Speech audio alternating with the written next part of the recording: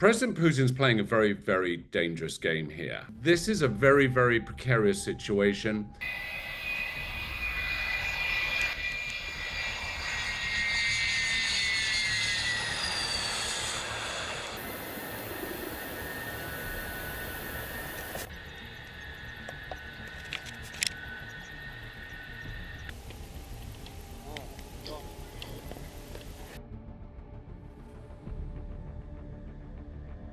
What we're increasingly seeing is incursions into NATO country airspace, whether that be Poland quite recently on September the 10th with drones, whether it be Romania or now Estonia.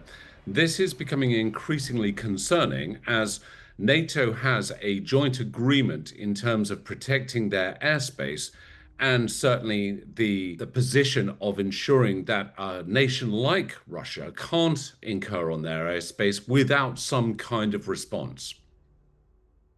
Well, there are many different theories which are circulating right now as to why Russia might be doing this, but I would say, and this is only my speculation, it has some connection, obviously, to the Ukraine situation, where there is a no-fly zone sort of demand by Ukraine to protect it against, obviously, any aerial incursions. However, what we're seeing, certainly from Russia undertaking these recent activities, that it is them, what I would believe is probing the air defenses of various different countries that border Russia and are within close proximity.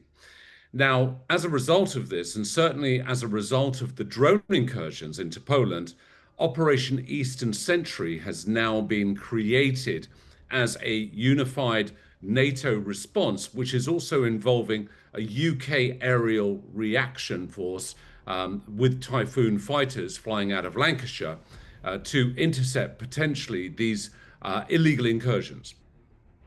I think what it really comes down to is the fact that Russia is testing NATO countries and testing their aerial defense measures.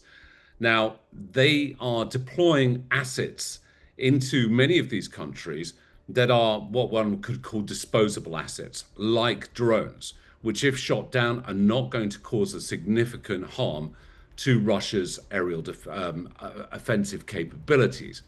However, it is a saber-rattling exercise by Putin, and it's a very dangerous game that he's playing. The danger of Russia continuing to do this and undertake these exercises, if we can call it that, these probes into the resilience of NATO member countries, is that certainly the creation of Operation Eastern Sentry creates obviously a defined and targeted response to these probing exercises, which could only lead to possible escalation.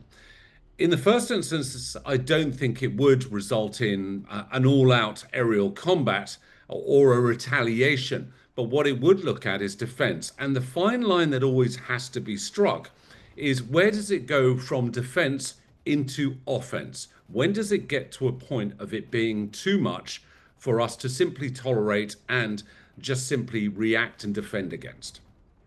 Well, Estonia obviously being the most recent target of these probes by Russia, it is only one of three countries recently that have been targeted. Romania, Poland, Lithuania, I think we would need to consider as a possible next option.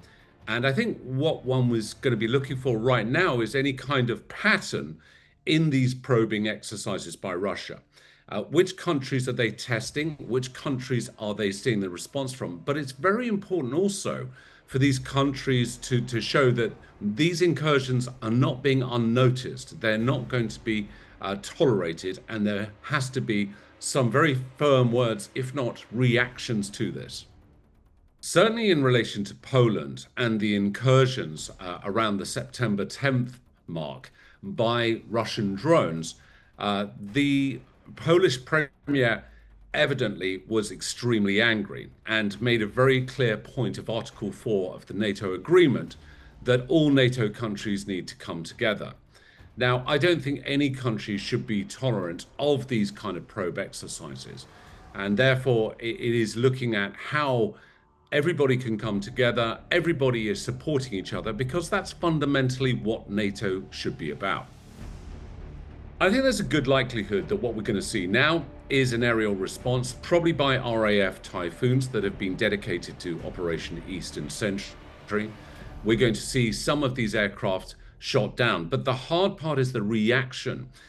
If a Russian probe or plane enters into illegal airspace, i.e. over Rome, Romania, Estonia, Poland for that matter, or any other NATO country, the response would require an aggressive reaction only when it's actually over those territories and whilst it's incurring. If it has returned to Russia by that time, we, by pure proxy, moving into Russian airspace to intercept that aerial aircraft, whether it be a UAP or it be a fighter jet, would then only antagonize and amplify the whole situation. President Putin's playing a very, very dangerous game here.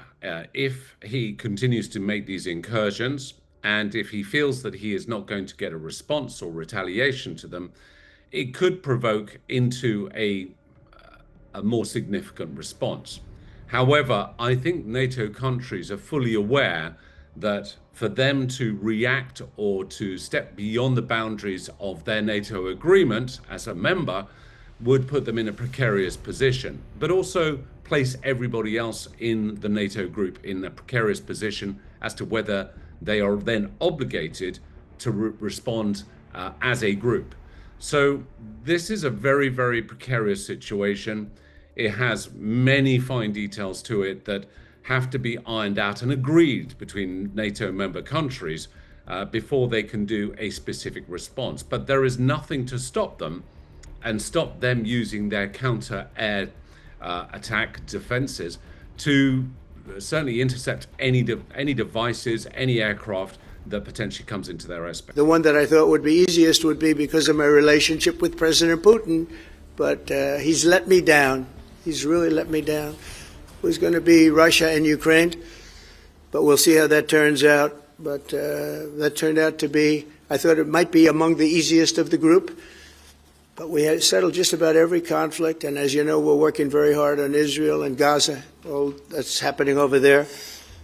Complex, but it's going to get done. But that's a war that could have been a third world war, and I don't think we're going to be there now.